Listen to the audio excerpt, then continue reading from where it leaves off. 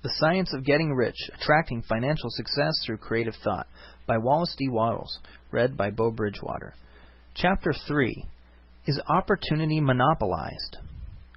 No person is kept poor because opportunity has been taken away from him, because other people have monopolized the wealth and have put a fence around it. You may decide not to engage in certain kinds of business, but there are other channels open to you.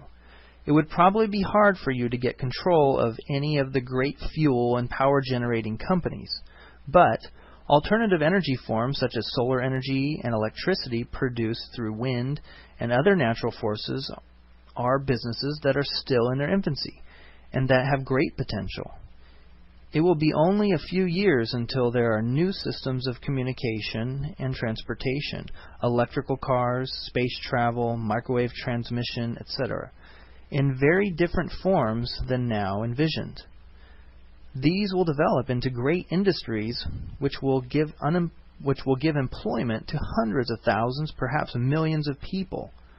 Why not turn your attention to the development of these businesses instead of competing with the big conglomerates for a chance in the business world? It is quite true that if you are a worker in the employ of a power-producing plant, there is little chance of you becoming owner of the plant in which you work. But it is also true that if you begin to act in a certain way, you can soon leave the employ of the power company, buy a farm of from 10 to 40 acres, and engage in business as a producer of natural foodstuffs and organic products.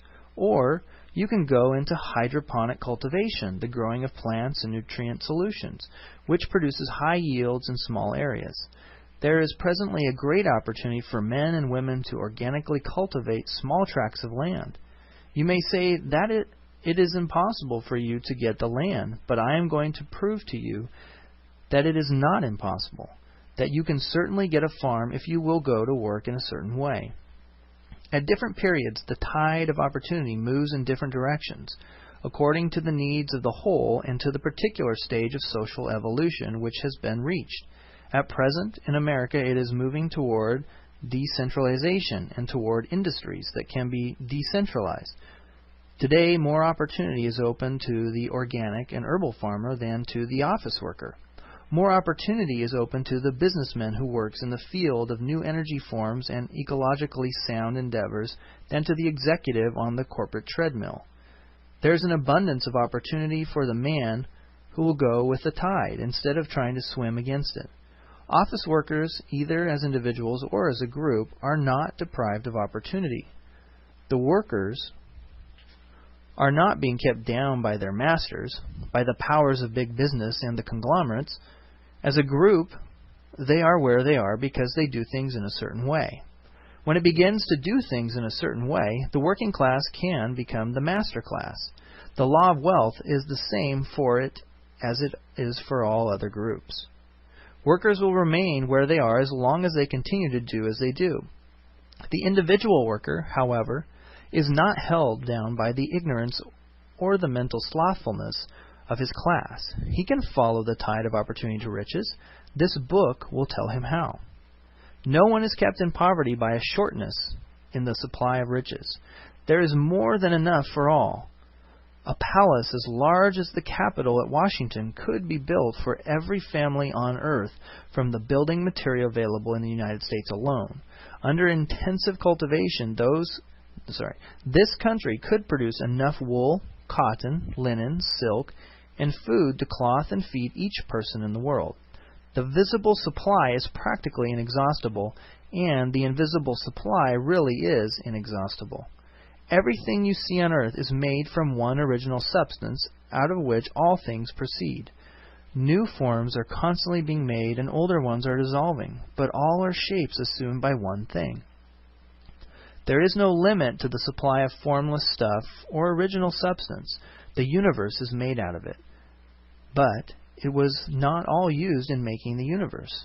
The spaces in, through, and between the forms of the visible universe are permeated and filled with the original substance, with the formless stuff, with the raw material of all things. 10,000 universes can still be made, and even then the supply of universal raw material will not be exhausted. No person, therefore, is poor because nature is poor or because there is not enough to go around. Nature is an inexhaustible storehouse of riches. The supply will never run short. Original substance is alive with creative energy and is constantly producing more forms.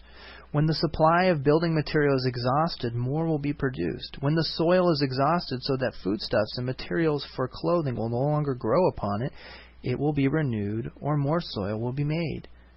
When all the gold and silver has been dug from the earth, if human beings are still in such a stage of social development as to need gold and silver, more will be produced from the formless.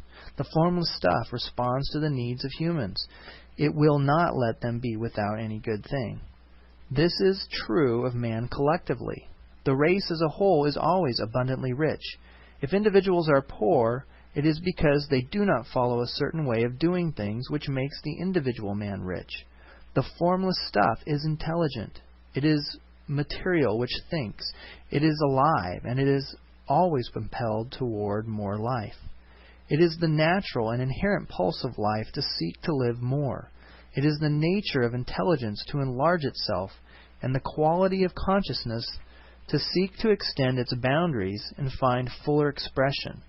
The universe of forms has been made by formless living substance, throwing itself into form in order to express itself more fully.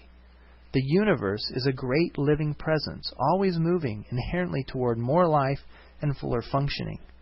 Nature is formed by the advancement of life. Its motive is the increase of life.